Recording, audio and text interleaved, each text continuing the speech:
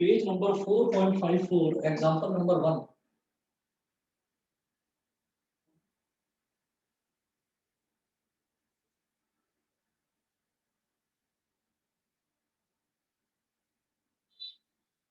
Page number 4.54, example number 1.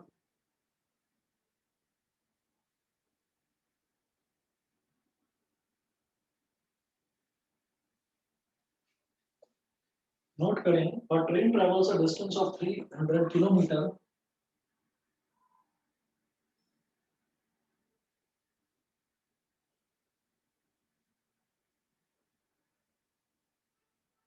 A train travels a distance of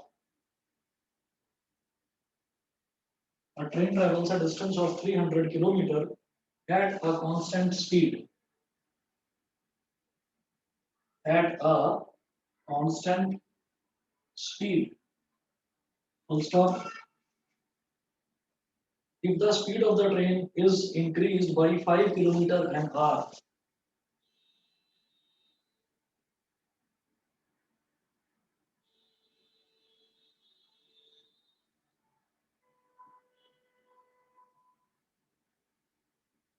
if the speed of the train is increased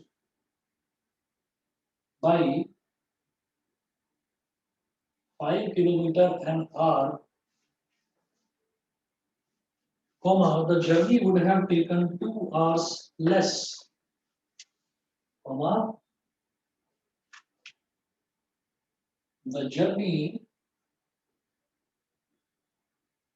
would have taken 2 hours less.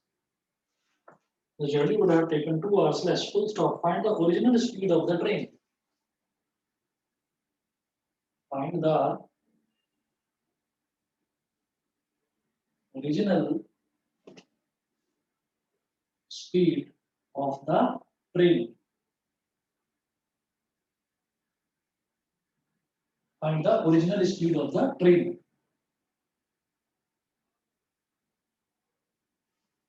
Original speed of the train. अब देखिएगा ऐसे questions में हम क्या करते हैं, जैसे पहले ही यहाँ पर जो भी क्वेश्चन आपको दे रखा होगा ना, उसमें देखिए दो कंडीशन जरूर दे रखी होगी, तो उन कंडीशंस को सबसे पहले आपको आइडेंटिफाई करना है। तो सबसे पहले देखिए, ये एक चीज तो बिल्कुल अच्छे से सभी बच्चे दिमाग में बैठा लेना कि जो चीज आपसे क्वाड्रेटिक इक्वेशन हो या पेयर ऑफ लीनियर इक्वेशन हो, आप जब क्वाड्रेटिक इक्वेशन करेंगे तो पेयर ऑफ लीनियर इक्वेशन के जो क्वेश्चंस है ना, वो करने में आपको बड़ी आसानी होगी, क्योंकि क्वाड्रेटिक इक्वेशन और पेयर ऑफ लीनियर इक्वेशन में इनमें दोनों में बस एक ही फर्क है, क्योंकि यहाँ पर एक वेरिएबल होता है, वहां पर दो वेरिएबल होते हैं, बस इतना है। ठीक, बाकी जो एजम्पशन के मेथड्स हैं वो सारे के सारे आप देखेंगे सेम ही है। तो यहाँ पर देखो एक ही चीज पूछी जाएगी, उन्होंने पूछा है find the original speed of the train. तो जो चीज आपसे पूछी जाए उसी को आप एक्स एज्यूम कर लेना। तो आप यहाँ पर कहिए let the original speed of the train, let the original speed of the train be x kilometre per hour. जो ओरिजिनल स्पीड है ट्रेन की उसको आपने मान लिया कि वो x किलोमीटर पर आवर है। ठीक है, ये करने के बाद में फिर हम क्या करेंगे, ये दो केसेस होंगे। सबसे पहला केस तो नॉर्मल केस है, अ train travels a distance of 300 kilometre at a constant speed. ठीक है, अब वो जो कांस्टेंट स्पीड है उसको आपने मान लिया x किलोमीटर पर आवर, और डिस्टेंस इन्होंने दे रखा है, डिस्टेंस फिक्स है कितना, 300 किलोमीटर, स्पीड भी फिक्स है।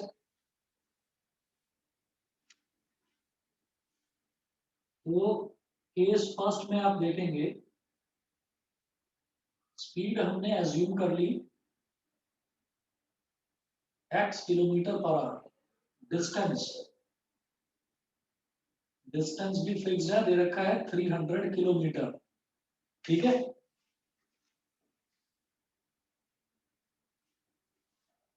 नोट करेंगे as we know that speed is equal to distance upon time. Speed is equal to distance upon time. आप देखो स्पीड है मेरे पास और डिस्टेंस है मेरे पास टाइम नहीं है, तो टाइम मैं कैसे कैलकुलेट करूंगा? टाइम को यहाँ ले आइए और स्पीड को यहाँ नीचे ले जाइए, तो time is equal to distance upon speed. Time को मान लीजिए t, और जो डिस्टेंस है वो कितना था 300, और स्पीड कितना था x। 300 upon x, equation number 1 बोल दीजिए इसको, ठीक है। और ये जो टाइम है इसको बोल दीजिए बेटा t1। t1 का मतलब क्या है कि केस 1 में जो टाइम हमने कैलकुलेट करा, तो उसको मैंने बोल दिया केस 1 इज फॉर 1, इस वजह से मैंने इसको t1 बोल दिया कि t1 जो है वो हमारा 300 अपॉन x आ गया। इसको मैंने बोल दिया इक्वेशन नंबर 1। फिर देखेंगे केस सेकंड। जो सेकंड केस है, सेकंड केस में इन्होंने बोला, पहली लाइन से ही पहला केस समझ में आ गया, फिर उन्होंने बोला इफ द स्पीड, मतलब अब कुछ चेंज होने वाला है। तो if the speed of the train is increase by 5 kilometre an hour, 5 kilometre an hour का मतलब क्या है कि 5 किलोमीटर पर आवर, पर का मतलब एक ही होता है, तो 5 किलोमीटर पर आवर अगर उसकी स्पीड बढ़ा दी जाती है, तो मैं ये सेकंड में बोलता हूँ बेटा स्पीड, स्पीड पहले कितनी थी? ओरिजिनली स्पीड थी x, अब आपने बढ़ाकर कितनी कर दी? x plus 5, kilometre per our, speed हो गई x plus 5 kilometre per our. फिर और डिस्टेंस जो है, डिस्टेंस में कुछ भी चेंज नहीं होगा, डिस्टेंस कितना है वो तो सेम है 300 किलोमीटर, ठीक है। तो जब स्पीड आ गया डिस्टेंस आ गया, तो स्पीड और डिस्टेंस के हिसाब से भी तो मैं टाइम निकाल सकता हूँ, तो टाइम निकालिए, टाइम क्या है? Distance upon speed. तो t2 is equal to distance upon speed।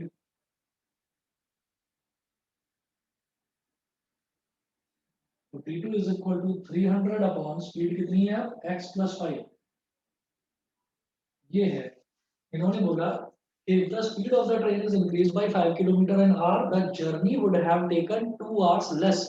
तो अब जो टाइम लग रहा है ना, मतलब हमने स्पीड बढ़ा दी, तो अब हमको 2 घंटे कम टाइम लगेगा, इसके कंपैरिजन में, पहले वाले केस के कंपैरिजन में। तो अब जो T2 है, आप ये सोचिए कि जो T1 है, T1 से कम हो गया ना T2, तो T2 की वैल्यू कम है, कितनी कम है? उससे 2 घंटे कम। तो सोचो कि अगर T1 था मान लो 5 घंटे, तो T2 कितना होगा? 3 घंटे, मतलब 5 में से आपने 2 कम कर दिया, समझ गए? तो अब हम ये क्या कहेंगे, इसमें कंडीशन क्या बनेगी कि T2 छोटा है टर्म, क्योंकि कम टाइम लग रहा है, T2 इज लेस, तो T2 में 2 आवर्स ऐड कर दो, T1 के इक्वल हो जाएगा। T1 is equal to T2 plus 2। ये समझ में आता है सबको कि नहीं? ये है मेन चीज, बताइए यस कि सर, इसको मीटर में कन्वर्ट करना नहीं पड़ेगा सर मीटर में स्पीड क्यों? को? ना ना, मीटर में करने की जरूरत ही नहीं है, क्योंकि इन्होंने देखिए डिस्टेंस भी किलोमीटर में दे रखा है, और जो स्पीड है वो भी 5 किलोमीटर एन आवर, जो स्पीड बढ़ाई तो वो भी किलोमीटर पर आवर में है। तो मीटर में तो तब करते हैं जब टाइम सेकंड्स में दे रखा होता है, ओके सर। समझ गए? तो अब आप ये देखिएगा कि जो पहले टाइम लग रहा था इतना T1, और अब टाइम लगेगा 2 घंटे कम, तो 2 घंटे लेस लग रहा है, यानी कि T2 जो है वो वैल्यू 2 घंटे कम है।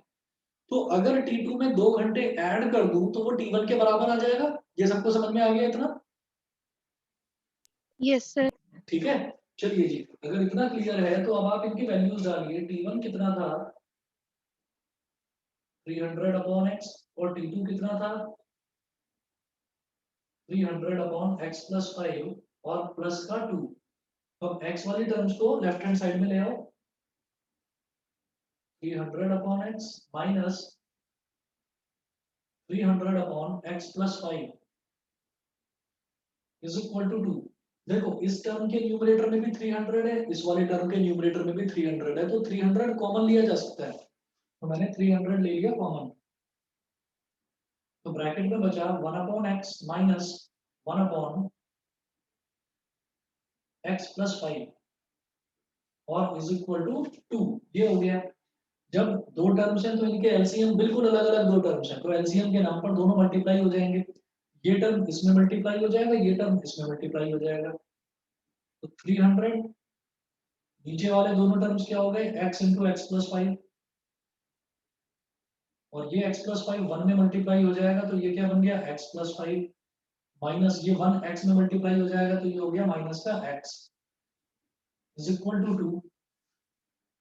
अब माइनस एक्स और प्लस एक्स कैंसिल आउट हो गए ठीक है और ये 2 है और इधर 300 है तो 2 1 जा 2 और 2 150 जा 300 तो इधर मेरे पास बचेगा बेटा 150 और मल्टीप्लाई बाई 5 अपॉन यहाँ तो केवल 5 बचा और डिनोमिनेटर में क्या है x square x into x x square x into 5 5x x square plus 5x is equal to 1 150 into 5 कितना हो जाएगा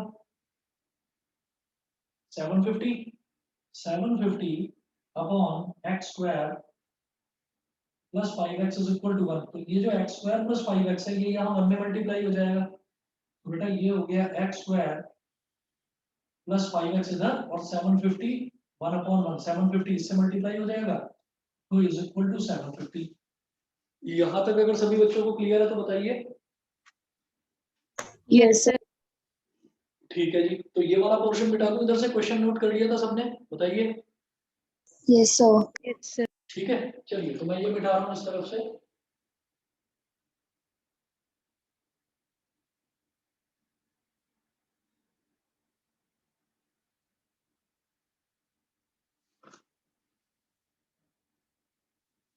तो अब क्या होगा आप 750 को भी इधर ले आओ ताकि क्वाड्रेटिक इक्वेशन में सॉल्व कर पाऊँ तो x square plus 5x minus 750 is equal to 0। अब ये कैसे बनेगा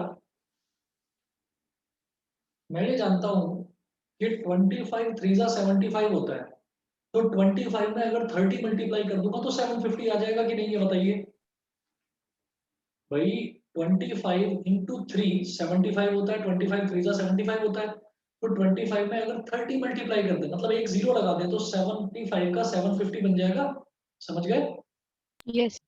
ठीक है तो अब Yes, आप sir. ये देखिए हाँ समझ गए ना और मैं क्यों बोल रहा हूँ 25 और 30 क्योंकि 30 और 25 का जो डिफरेंस है वो 5 के बराबर आता है तो हम इसको बोलेंगे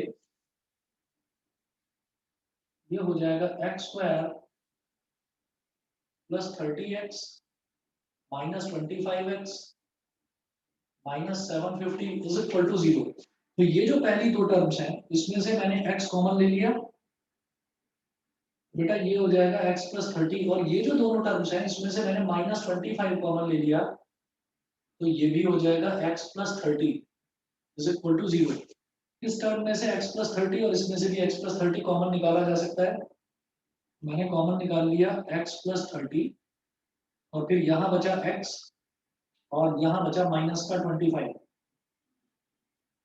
is equal to 0।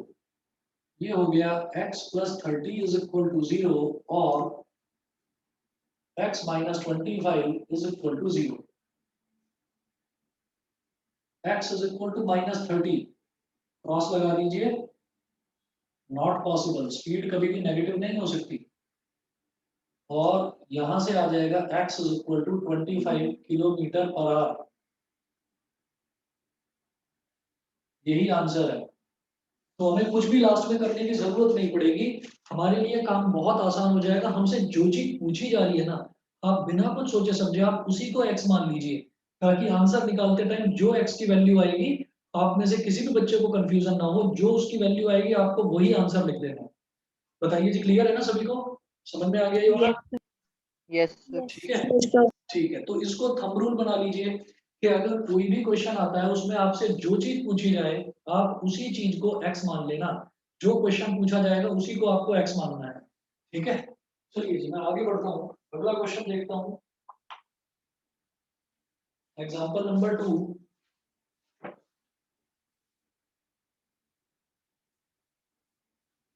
Example number 2 note करें the speed of a boat in still water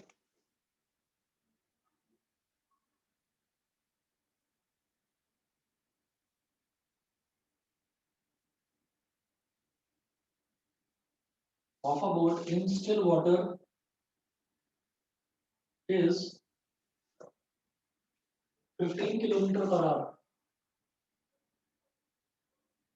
The speed of a boat in still water is 15 kilometer per hour. Full stop. It can go 30 kilometer upstream.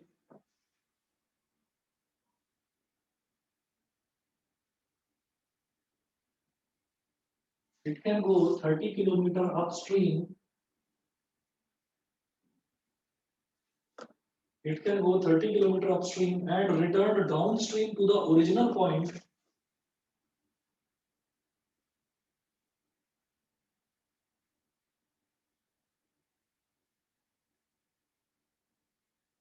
And return downstream to the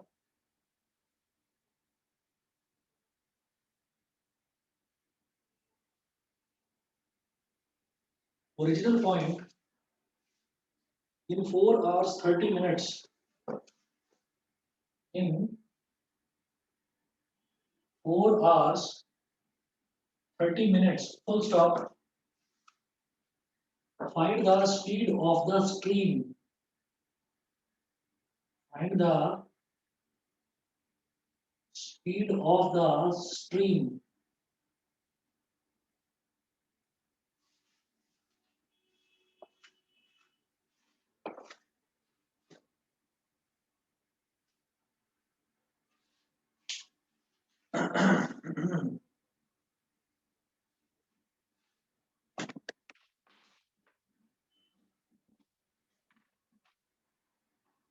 note करें सभी बच्चे question.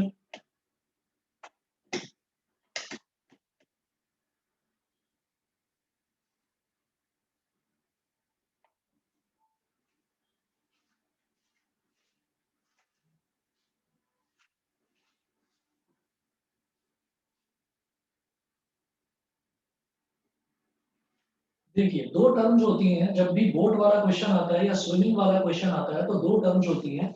एक term होती है upstream और एक term होती है डाउनस्ट्रीम। ठीक है, तो बोट वाला क्वेश्चन आए या किसी स्विमर वाला क्वेश्चन आए, स्विमिंग वाला क्वेश्चन आए, तो दो टर्म्स होती हैं, एक होती है अपस्ट्रीम और एक होती है डाउनस्ट्रीम।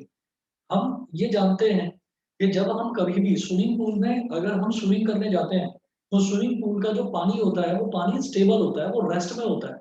समझ गए? स्विमिंग पूल का जो पानी होता है वो रेस्ट में होता है, वो पानी मूव नहीं कर रहा होता इधर से उधर या उधर से इधर, वो रेस्ट में होता है। तो जो पानी रेस्ट में होता है उसको हम बोल देते हैं स्टिल वाटर। स्टिल वाटर का मतलब है बेटा रुका हुआ पानी, कि वो पानी रुका हुआ है, वो किधर भी मूव नहीं कर रहा है। अच्छा, अब अगर हम ये बोलते हैं कि हमने तैरना शुरू करा या हमने बोट चलानी शुरू करी, अब पीछे से एक लहर आती है, हम इस डायरेक्शन में जा रहे हैं और पीछे से एक लहर आती है, तो सीधी सी बात है वो लहर हमको पुश करेगी। लहर को ही इंग्लिश में बोलते हैं स्ट्रीम। लहर को इंग्लिश में स्ट्रीम भी बोलते हैं और करंट भी बोल देते हैं। ठीक है, current is not like electric current. Current जो है, जो पानी की लहर होती है उसको हम करंट भी बोलते हैं। तो हमने ये कहा कि एक बोट है, वो बोट स्टिल वाटर में यानी कि रुके हुए पानी में वो बोट चलती है 15 किलोमीटर पर आवर की स्पीड से। ठीक है, और एक स्ट्रीम आती है जो पीछे से आती है, तो यानी कि जब बोट की डायरेक्शन और स्ट्रीम की डायरेक्शन दोनों की सेम डायरेक्शन होती है तो ऐसे को हम बोल देते हैं डाउन स्ट्रीम। डाउन स्ट्रीम का मतलब कि जिस डायरेक्शन में हम जा रहे हैं उसी डायरेक्शन में स्ट्रीम भी जा रही है, that is called down stream. ठीक है, तो डाउन स्ट्रीम के केस में क्या होता है कि अगर मेरे बोट की स्पीड 15 किलोमीटर पर आवर है और मान लीजिए स्ट्रीम की स्पीड 10 किलोमीटर पर आवर है, कि 10 किलोमीटर पर आवर की स्पीड से पानी की लहर आ रही है, तो मेरी स्पीड तो मेरी स्पीड है ही जो मेरी बोट की है, साथ में वो जो लहर आ रही है उस लहर ने 10 किलोमीटर मेरी स्पीड को और बढ़ा दिया, तो मेरी स्पीड 15 से बढ़ के 15 प्लस 10 अब टोटल वो 25 हो गई। मेरी बात समझ में आ गई सभी को? Yes sir. Yes, sir. बेटा इस कंडीशन को हम बोलते हैं डाउन स्ट्रीम। Down stream. अच्छा, अब उल्टा। उल्टा मतलब क्या कि मैं ऐसे जा रहा हूँ 15 किलोमीटर पर आवर की स्पीड से और पानी की लहर उल्टी आ रही है 10 किलोमीटर पर आवर की स्पीड से, तो ज्यादा स्पीड किसकी है? बोट की स्पीड ज्यादा है, ये 15 है और ये 10 है। तो ऐसे में जब अपोजिट डायरेक्शन में होती है, बोट इस डायरेक्शन में जा रही है और लहर इस डायरेक्शन में आ रही है, तो इस कंडीशन को हम बोलते हैं अप स्ट्रीम। Up stream. तो अपस्ट्रीम स्पीड क्या होगी? बोट की स्पीड में से स्ट्रीम की स्पीड को सब्ट्रैक्ट कर दीजिए, तो 15 किलोमीटर पर आवर बोट की स्पीड थी और 10 किलोमीटर पर आवर की स्पीड से लहर आ रही है, तो 15 15 माइनस 10, 15 में से 10 को सब्ट्रैक्ट करा तो effectively boat 5 kilometre per our की स्पीड से ही आगे बढ़ेगी। मेरी बात सबको समझ में आ गई? Yes. ठीक है। अच्छा, अब ये तो कंसेप्ट था, लेकिन जब हमारे पास क्वेश्चन आएगा तो हमें इतना नहीं सोचना, हमें सीधा सीधा ये सोचना है कि स्टिल वाटर में जो स्पीड है और जो स्ट्रीम की स्पीड है, स्टिल वाटर की स्पीड, स्टिल वाटर में जो भी स्पीड है बोट की या स्विमर की या किसी भी शिप की, तो वो जो स्पीड है, अगर मेरे को अपस्ट्रीम स्पीड निकालनी है तो उसमें से अपस्ट्रीम जो स्ट्रीम वाली स्पीड है वो सब्ट्रैक्ट हो जाती है, और अगर मुझे डाउनस्ट्रीम स्पीड निकालनी है तो उसमें स्पीड जो है वो दोनों ऐड हो जाती है। सभी को मेरी बात तो समझ में आ गई ना? Yes sir. ठीक है, चलिए जी, तो मैं अब इसी चीज को नोट करूंगा। यहाँ पर जब भी कभी बोर्ड वाला क्वेश्चन आता है, अपस्ट्रीम और डाउनस्ट्रीम वाला क्वेश्चन, तो यहाँ पर हम दो केसेस अलग अलग लेकर चलेंगे, एक अपस्ट्रीम वाला केस और एक लेकर चलेंगे हम डाउनस्ट्रीम वाला केस। तो देखिएगा इसके सॉल्यूशन में हम यहाँ पर लिखेंगे speed of the boat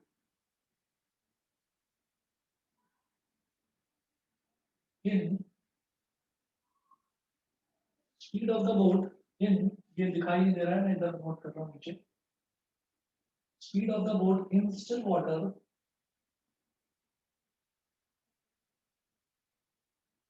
is equal to 15 kilometre per hour, bracket में लिख देना बेटा, गिवन ये दे रखा है हमको। हमसे पूछा क्या गया है, find the speed of the stream, जो चीज पूछी जाएगी उसी को x मान लो। लेट द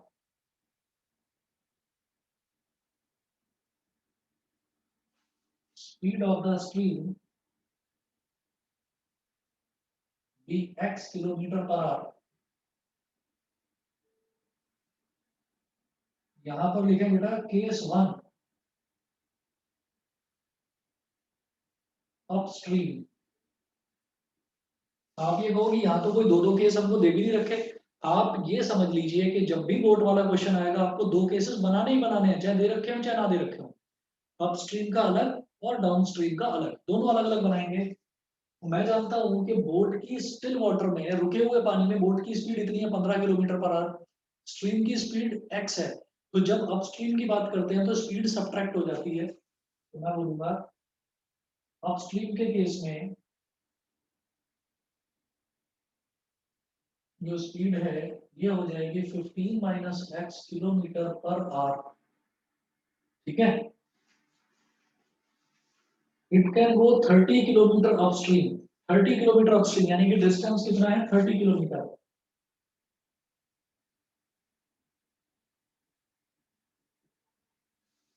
तो फर्स्ट केस है तो इसका टाइम कैसे निकालेंगे, t1 निकाल लेंगे बेटा, डिस्टेंस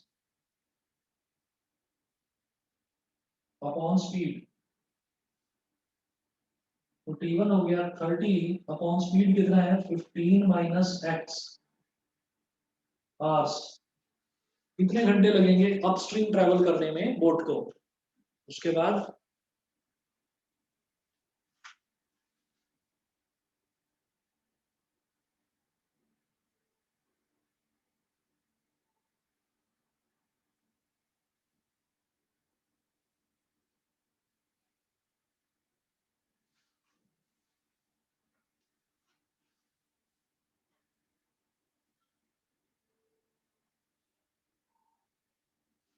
किस सेकंड,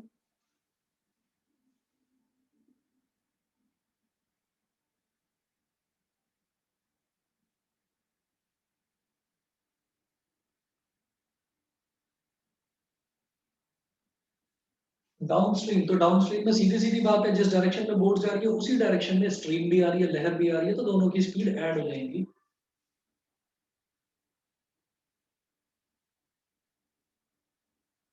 फिफ्टीन प्लस एक्स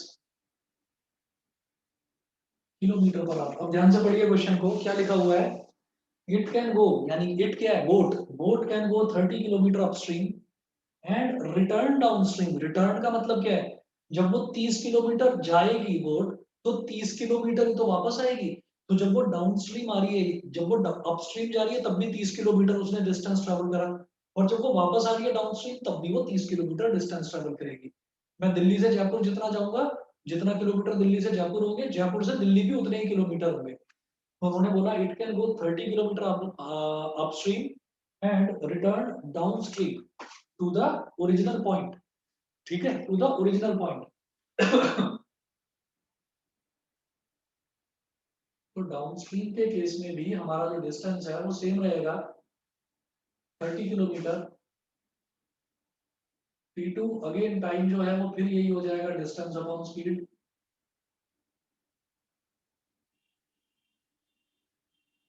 तो डिस्टेंस कितना है 30 और स्पीड कितना है 15 प्लस एक्स, ये भी आवर्स। तो उन्होंने क्या बोला कि एक बोट जो है वो 30 किलोमीटर अपस्ट्रीम जाती है और फिर 30 किलोमीटर वापस अपना डाउनस्ट्रीम भी आती है to the original point in 4 hour 30 minutes, यानी कि टोटल 4 घंटे और 30 मिनट।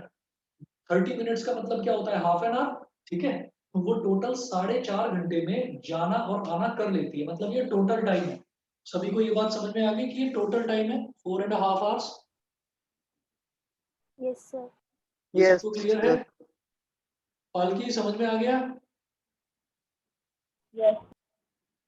ठीक है, युग, विदिशा, प्राजक्ता बताइए। Yes, sir. Yes sir.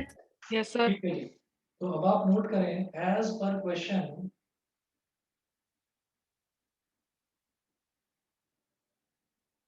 T1 plus T2 is equal to 4.5 hours।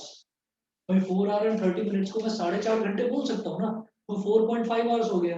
अब T1 की वैल्यू डालिए 30 upon 15 minus x, plus T2 की वैल्यू डालिए 30 upon 15 plus x is equal to 4.5 को लिख सकते हैं 45 अपॉन 10। 5 9 जा 45 एंड 5 2 जा 10, तो 9 अपॉन 2 लिखा जा सकता है। और फिर इधर देखो न्यूमरेटर में यहाँ भी 30 है, यहाँ भी 30 है, तो 30 कॉमन निकाल लो। ये 30 निकाल लिया कॉमन, तो बेटा ब्रैकेट में बचेगा 1 upon 15 minus x plus 1 upon 15 plus x, bracket close, और इज इक्वल टू 9 अपॉन 2। इसको डिवाइड करा जा सकता है, देखिए 3 3 जा 9 एंड 3 10 जा 30। तो इधर 3 आ गया, इधर 10 आ गया, और जब इनका एलसीएम लेंगे तो दोनों अलग अलग टर्म्स है। बेटा इस तरफ कर रहा हूँ आगे मैं।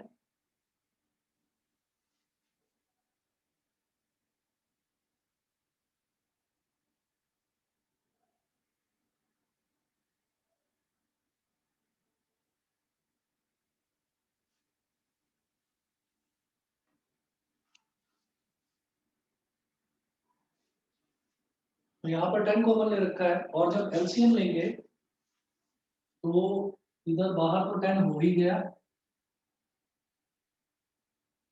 ये दोनों टर्म्स बिल्कुल अलग अलग है, तो इनको मल्टीप्लाई कर दो 15 माइनस एक्स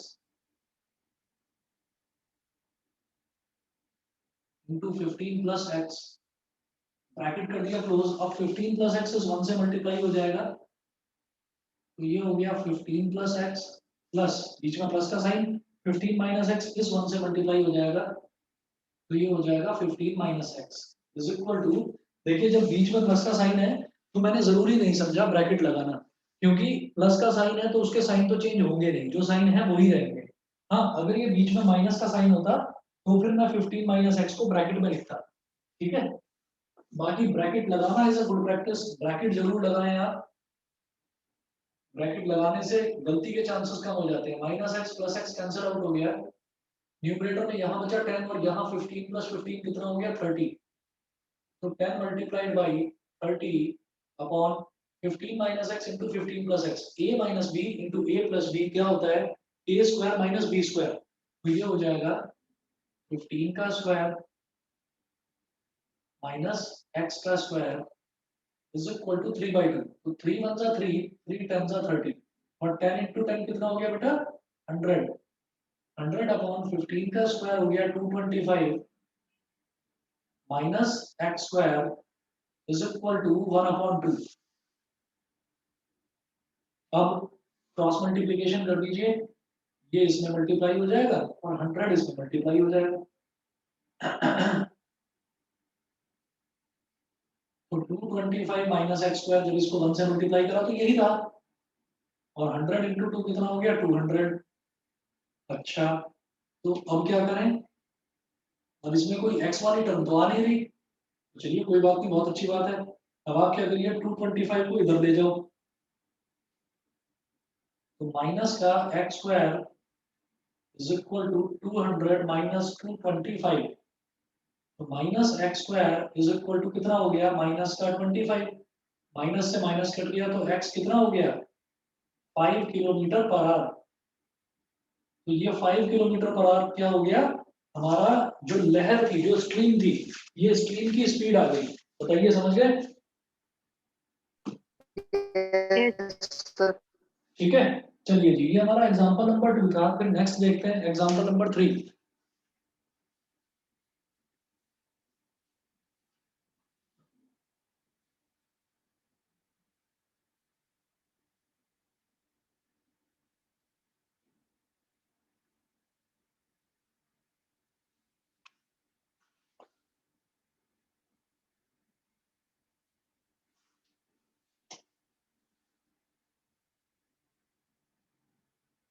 एग्जांपल 3, एग्जांपल 3 है, a fast train takes 3 hours less than a slow train.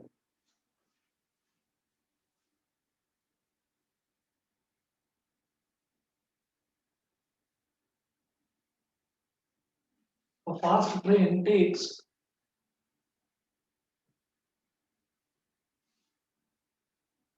3 hours less than a slow train. A fast train takes 3 hours less than a slow train for a journey of 600 kilometers.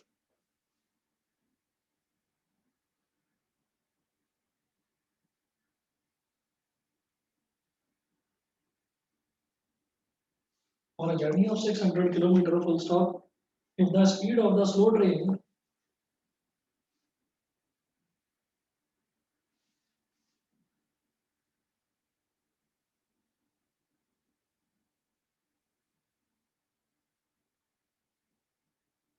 if the speed of the slow train is 10 kilometers per hour less than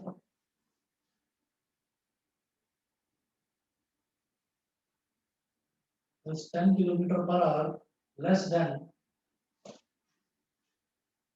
10 kilometers per hour less than that of the fast train,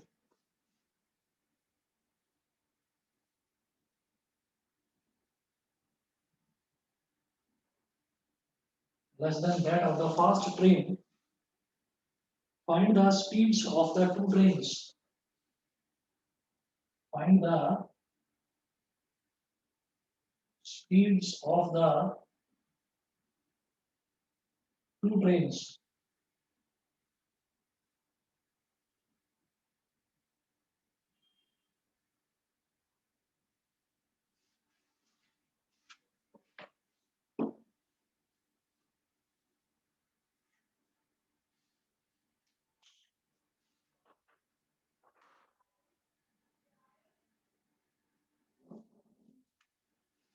ठीक है, अब जरा देखो इसमें क्या करना होगा। Fast train, इसमें इन्होंने, अच्छा सबसे पहले तो चलिए यही देख लीजिए कि इन्होंने पूछा क्या है। इन्होंने पूछा find the speeds of the two train. So जो चीज पूछी जा रही है उसी को एक्स मान लो ना। तो मैं क्या करूंगा, पहले क्वेश्चन भी पढ़ लेते हैं, क्योंकि दो ट्रेन की स्पीड है तो किसको एक्स माने। देखिएगा, a fast train takes 3 hours less than a slow train for a journey of 600 kilometre. जो फास्ट ट्रेन है ना, उसको टाइम कितना लग रहा है, उसको 3 घंटे कम लग रहे हैं उसको स्लो ट्रेन के कंपैरिजन में। भाई स्लो ट्रेन ज्यादा टाइम लेगी और फास्ट ट्रेन कम टाइम लेगी, तो फास्ट ट्रेन स्लो ट्रेन के कंपैरिजन में 3 घंटे कम टाइम ले रही है, और जर्नी कितनी है 600 किलोमीटर की जर्नी है। तो if the speed of the slow train is 10 kilometre per our less than that of the fast train, जो स्लो ट्रेन है, स्लो ट्रेन की स्पीड 10 किलोमीटर पर आवर कम है, तो अगर फास्ट ट्रेन की स्पीड को x मान लिया जाए तो स्लो ट्रेन की स्पीड x माइनस 10 हो जाएगी। ये समझ में आ गया? Yes, sir. ठीक है, तो हम ये कहेंगे, late the speed of the let the speed of the fast train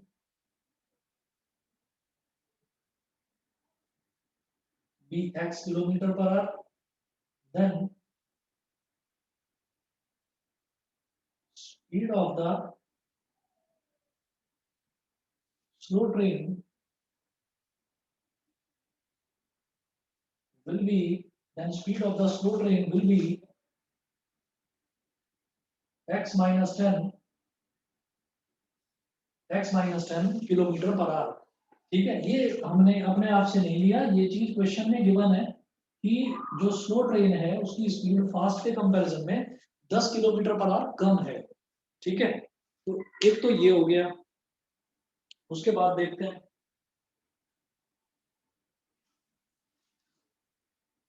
उसके बाद वो बोल रहे हैं कि जो फास्ट ट्रेन है वो स्लो ट्रेन के कंपैरिजन में 3 घंटे कम टाइम लेती है। ठीक है, तो क्या करो, फास्ट ट्रेन का टाइम निकाल लो 600 किलोमीटर की जर्नी के लिए, और स्लो ट्रेन का टाइम निकाल लो 600 किलोमीटर की जर्नी के लिए। ठीक है, और फिर इक्वेशन बना लीजिए आप, जैसे हमने पहले भी एक क्वेश्चन में करा था।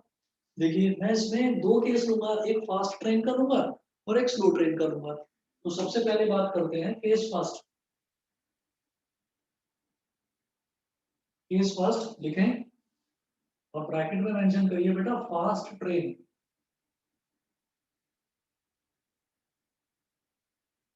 फास्ट ट्रेन की बात करते हैं, तो फास्ट ट्रेन के लिए स्पीड कितनी है,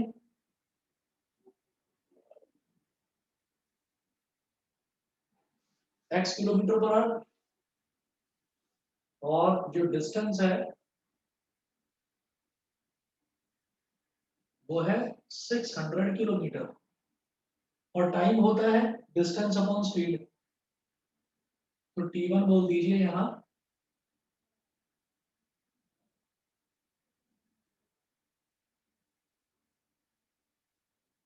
तो T1 is equal to distance कितना है 600, और ये कितना हो गया x, 600 upon x, equation number 1। फिर बात करते हैं केस सेकंड की। केस सेकंड किसकी बात करेंगे हम, स्लो ट्रेन की। आदित्य, अक्षत, समझ में आ रहा है आप दोनों को? Yes sir. Yes sir. ठीक है, स्पीड हो गई, जो स्लो ट्रेन है उसकी स्पीड है x माइनस 10, तो x minus 10 kilometre per our, और जो डिस्टेंस है, डिस्टेंस अगेन सेम है 600 किलोमीटर। तो इस केस में जो हम टाइम निकालेंगे T2, वो हो जाएगा बेटा डिस्टेंस अपॉन स्पीड, यानी कि 600 अपॉन x माइनस 10। ये हो गई हमारी इक्वेशन नंबर 2। अब इन्होंने बोला है a fast train takes 3 hours less than a slow train. तो फास्ट ट्रेन को जो टाइम लग रहा है वो कम लग रहा है। फास्ट ट्रेन को जो टाइम लग रहा है T1, तो T1 की वैल्यू इसका मतलब कम है, T1 की वैल्यू कम है, और T2 की वैल्यू उससे 3 घंटे ज्यादा है। तो T1 में अगर मैं 3 ऐड कर दूंगा तो वो T2 के बराबर हो जाएगा। समझ रहे हैं कि नहीं? T1 प्लस 3, वो फास्ट ट्रेन है तो उसको टाइम कम लग रहा है। कितना कम लग रहा है, 3 घंटे कम लग रहा है। तो उसमें आप अगर 3 घंटे ऐड कर देंगे तो वो स्लो ट्रेन के टाइम के बराबर हो जाएगा। ये वाली कंडीशन सबको क्लियर है, बताइए। गरिमा, क्षितिज, सर एक बार फिर से समझा दीजिए। फिर से समझा रहा हूँ, सुनिएगा। हम ये कह रहे हैं कि जो भी फास्ट ट्रेन है वो टाइम कम लेगी, और जो स्लो ट्रेन है वो टाइम ज्यादा लेगी। तो ज्यादा वाला टाइम कौन सा हो गया, ये स्लो ट्रेन का टाइम तो ज्यादा हो गया, यानी कि T2 तो ज्यादा हो गया। अब कितना ज्यादा है ये देखना है। तो उन्होंने पहले ही बता रखा है कि जो फास्ट ट्रेन है वो 3 घंटे कम टाइम लेगी। तो फास्ट ट्रेन का जो टाइम है वो 3 घंटे कम हो गया ना भाई, 3 घंटे कम टाइम लेगी वो। मान लो फास्ट ट्रेन, स्लो ट्रेन तो 10 घंटे में पहुंचाती है कहीं, और फास्ट ट्रेन पहुंचाती है 7 घंटे में, तो उसने हमारा 3 घंटे का टाइम बचवा दिया। अगर इक्वेशन बनानी है तो दोनों वैल्यू इक्वल होनी चाहिए। तो इधर 7 है फास्ट ट्रेन वाला, और इधर 10 घंटे है स्लो ट्रेन वाला, तो 7 में 3 ऐड कर दो, तभी तो वो 10 के बराबर हो जाएगा। तो फास्ट ट्रेन का टाइम था T1, T1 में 3 घंटे ऐड कर दिया तो वो स्लो ट्रेन के टाइम के बराबर हो जाएगा। समझ गए? Yes sir. ध्रुव क्लियर है? ध्रुव समझ में आ रहा है? Yes, sir. ठीक है, गरिमा, इशिता बताइए। Yes, sir. न्यासा, पावनी क्लियर है? Yes, sir. Prajakta, Vidisha Yes, sir. ठीक है। Yes, sir. चलिए, सक्षम, युग बताइए। Yes, sir. चलिए ठीक है। विदिशा, माइक Yes, काम sir. कर रहा है आज तुम्हारा, आज आवाज आ रही है। वो लैपटॉप चेंज किया ना तो इसलिए। अच्छा अच्छा, चलिए ठीक है। तो ये कंडीशन है T1 plus 3 is equal to T2। अब आपको T1 और T2 दोनों की वैल्यू डाल देनी है। मैं इस तरफ कर रहा हूँ, लेफ्ट साइड में।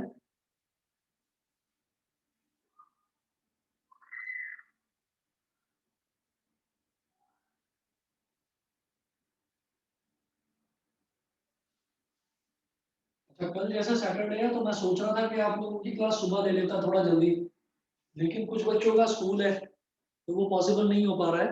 मैं कल आपकी क्लास शाम को रख लूँ, 5 बजे या 5:30 बजे, बताइए। उस टाइम तो किसी को कोई मतलब वो नहीं होता, कोई डिस्टरबेंस तो नहीं है?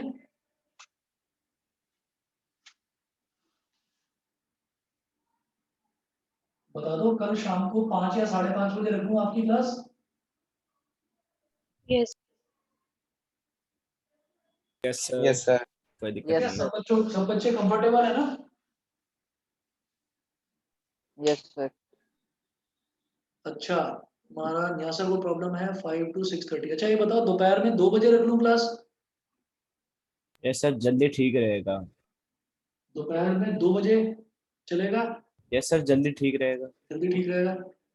चलिए ठीक है, तो कल आपकी Yes, sir. दोपहर में रख लूँ 2 बजे, बाकी सब बच्चे हो जाएंगे ना फ्री उस टाइम तक? सर 2 बजे रख लो। हाँ,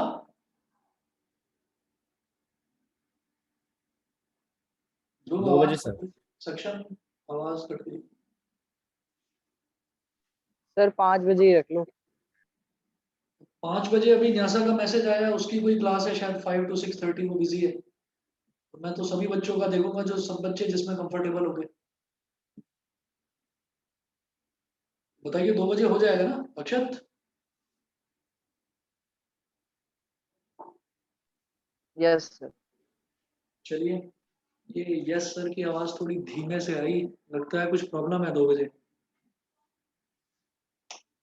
अरे कोई प्रॉब्लम तो नहीं है? बताओ। नो सर, कोई नहीं है। हो जाएगा, चलिए ठीक है। T1 plus 3 is equal to T2 है, तो T1 की वैल्यू डाल दीजिए 600 अपॉन एक्स, और plus 3 is equal to T2 की वैल्यू कितनी है? 600 अपॉन एक्स माइनस 10। अब एक्स वाली टर्म्स लेफ्ट हैंड साइड में ले आओ। ये हो गया 600 upon x minus 600 upon x minus 10 is equal to -3।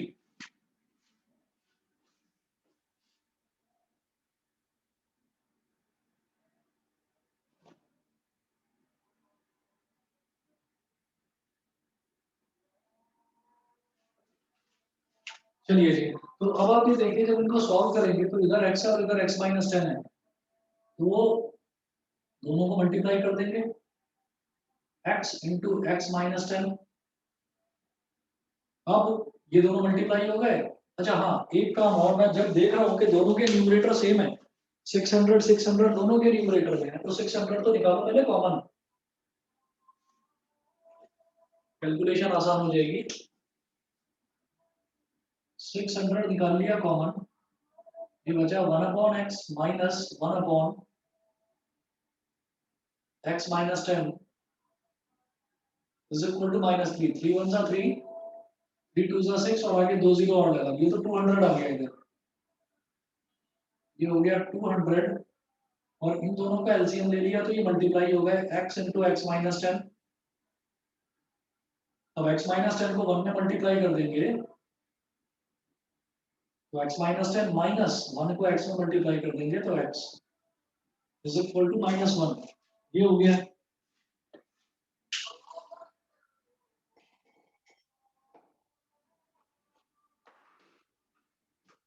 उसके बाद देखिएगा कि यहाँ पर ये माइनस एक्स है और इधर ये प्लस एक्स है, ये कैंसिल आउट हो गया। 200 इंटू -10 कितना हो जाएगा, माइनस का 2000 upon x into x, x square, x into -10 -10x is equal to -1। तो ये माइनस से माइनस कट गया। अब एक्स स्क्वायर -10x इधर चला जाएगा, तो x square -10x is equal to 2000। अब 2000 को इधर ले आओ, x square -10x -2000 is equal to 0। अब देखिए -10 के फैक्टर किस तरीके से करें कि माइनस का 2000 आ जाए, बताएंगे?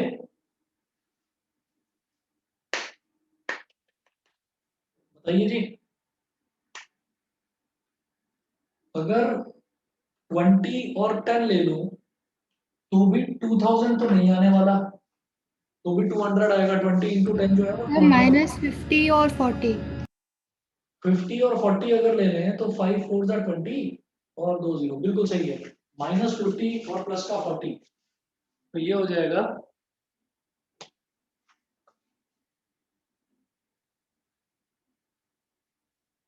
X square -50x plus 40x -2000 is equal to 0। इन दोनों में x कॉमन आ जाएगा, x निकाल लिया कॉमन, ब्रैकेट में बचा x -50 और इन दोनों में 40 निकाल लीजिए कॉमन, ब्रैकेट में अगेन बचा x -50 is equal to 0 is equal to x -50 multiplied by x plus 40 is equal to 0। आगे उधर क्वेश्चन मिटा रहा हूं मैं।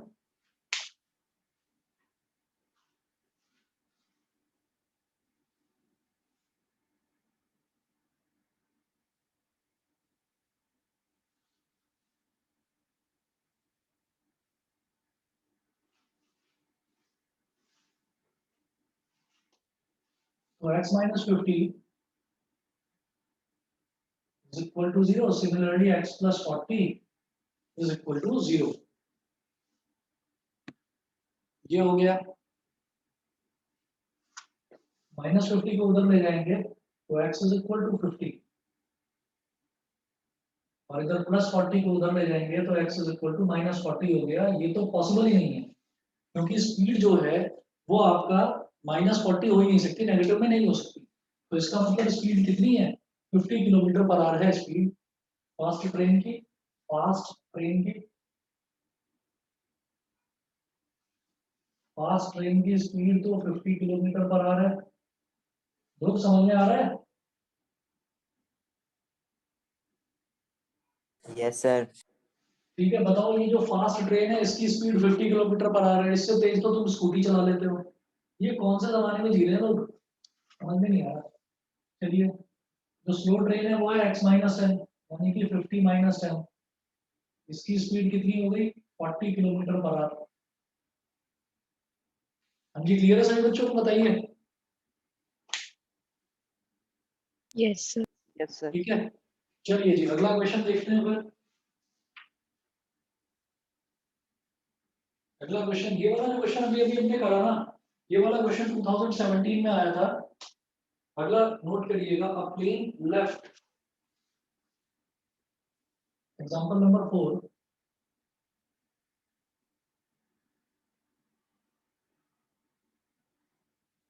A plane left 30 minutes later than the scheduled time. A plane left 30 minutes later than the scheduled time.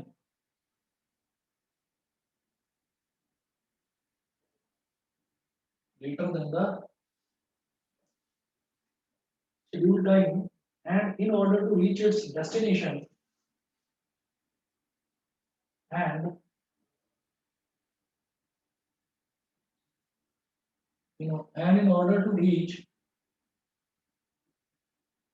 its destination,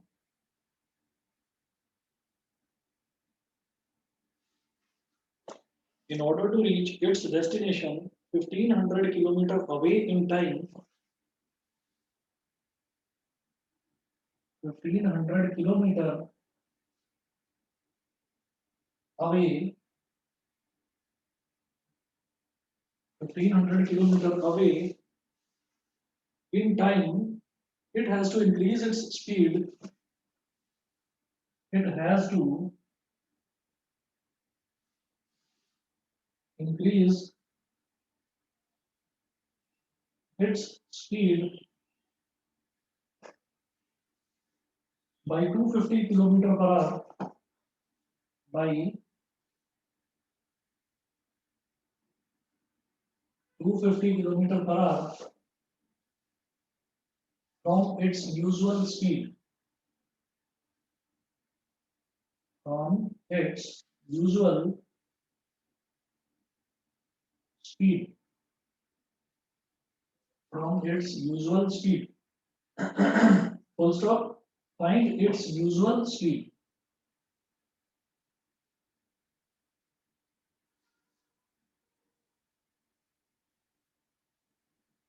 Find its usual speed. इसकी जो usual speed है वो आपको find out करनी है. अब देखिएगा कैसे करेंगे इसको.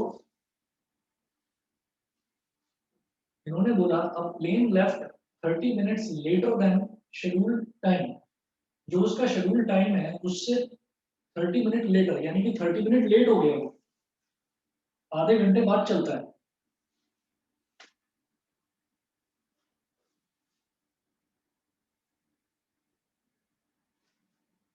So, in order to reach its destination 1500 kilometer away in time, it has to increase its speed by 250 kilometer per hour from its usual speed. Find its usual speed. तो जो usual speed है उसको कुछ मान लीजिए. जो चीज पूछी जाती है उसी को हम मानते हैं ना x. तो हम ये कहेंगे let the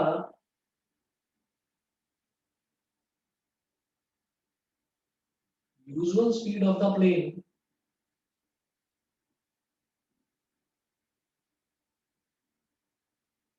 be x kilometre per hour. Plane की जो यूजुअल जो नॉर्मल स्पीड है वो x किलोमीटर पर आवर है. ठीक. तो केस फर्स्ट में जो स्पीड है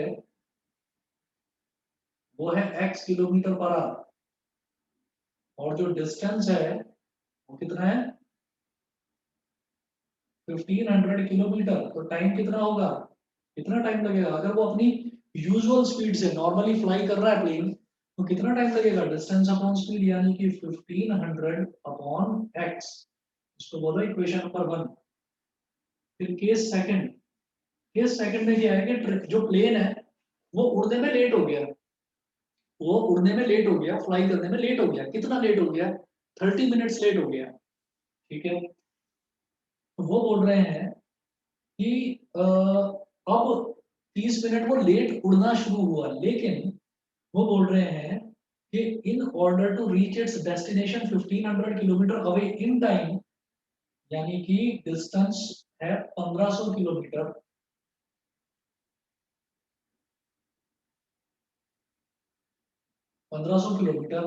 वो अपनी स्पीड बढ़ा लेता है. कितनी बढ़ा लेता है स्पीड, यूजुअल स्पीड x थी, अब उसने बढ़ा ली उसको 250 किलोमीटर पर आवर बढ़ा ली. तो x plus 250 kilometre per our हो गई उसकी स्पीड. ठीक है. तो ताकि वो उतने ही टाइम में पहुंच जाए. मतलब अगर उसको शाम को 5:30 बजे पहुंचना था, तो वो अब भी शाम को 5:30 बजे पहुंच जाए वहां पर अपनी डेस्टिनेशन पर. तो क्या हुआ, लेकिन टाइम तो आधा घंटा तो वो लेट था, तो उसको टाइम कितना मिला, उसको टाइम तो आधा घंटा कम मिला ना. ठीक. जब वो फास्ट ट्रेवल कर रहा है तो वो कम टाइम में ज्यादा ट्रेवल करेगा, तो यानी कि जो इस केस में जो टाइम निकल के आएगा वो इसके कंपैरिजन में आधा घंटा कम है.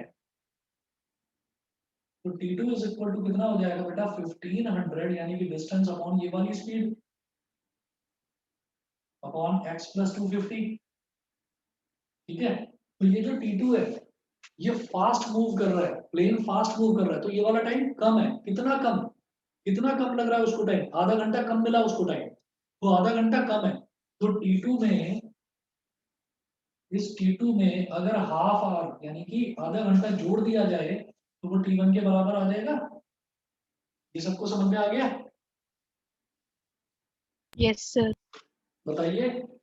इशिता, गरिमा, पालकी, प्राजक्ता न्यासा सभी को क्लियर है ये वाली चीज? Yes, sir. Yes, sir. इसको आधा घंटा कम मिल रहा था ना टाइम, उसने अपनी स्पीड बढ़ाकर पहुंच गया वो टाइम पर, लेकिन फिर भी टाइम तो उसको आधा घंटा कम मिला ना। तो जो उसको टाइम मिला उसमें आप आधा घंटा ऐड कर दें तो वो नॉर्मल टाइम के बराबर हो जाएगा। अब T2 की वैल्यू ये डालेंगे यहाँ और T1 की वैल्यू ये डालेंगे यहाँ और इसको सॉल्व करके निकालेंगे x की वैल्यू। ठीक है, तो ये मैं आप लोगों के लिए छोड़ रहा हूँ, करना अपने आप। और कल आपकी दोपहर में लेते हैं हम क्लास 2 से 3। ठीक है, Thank you, sir. चलिए जी, okay Thank you, Okay, sir. sir. Okay. Thank you, sir.